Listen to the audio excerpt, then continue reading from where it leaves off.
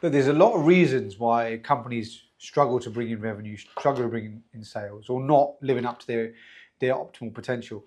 And one of the reasons is not having a proper framework, sales framework that the company and the teams follow. And a lot of the businesses I work with, I find are in that camp. And one thing I want to talk about, one such framework is MEDDIC. Okay, it's a widely used one, especially in the SaaS space, but it's used in lots of different industries now. But I find that a lot of maybe those smaller to medium-sized businesses aren't fully either using it or definitely not implementing it. And very quickly, it's a framework that can help salespeople to go out and win business, bring deals in quicker, bring in bigger deals, and just win that business as well. And also, when it comes to things like forecasting, it can give a much more accurate forecast of what deals are likely to come in and what are not. So in essence, what is it? It stands for MEDDIC, which is M for metrics. So when you're having a discussion with your potential clients, are you getting the relevant metrics that are needed to build a very powerful business case? The E is for economic buyer, which basically means who is the end decision maker who signs off the checks. A lot of the time, especially when you're selling into larger companies, there's lots of different stakeholders. And I've seen this over my own career and also coaching, training, providing support to businesses, that a lot of the time, people are actually not understanding who is that person or people who signed the check off, the actual end decision maker, and they're spending time on the wrong people. So the next one is the D, and that is, what is the decision-making criteria? Have you truly understood what is your criteria, your customer's criteria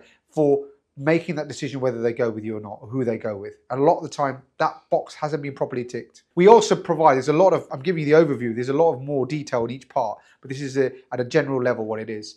Then you've got decision-making process. So you might know the criteria, but do you know what is the process they have to go through in order to get that deal over the line? They might need to go and speak to their board. They might need to go and speak to this team or that team or procurement. Do you know that in detail? Can you map that out? The I then is, have you really identified the pain? A lot of the time when I'm working with companies, I find that actually they haven't really properly understood the customer's pain points. They think they have, but they actually haven't. And this is what you really need to understand is, do you know what's the pain that your product or service is going to sell in detail, match with the metrics? And the final thing is the C for a champion, especially when you're selling to large businesses.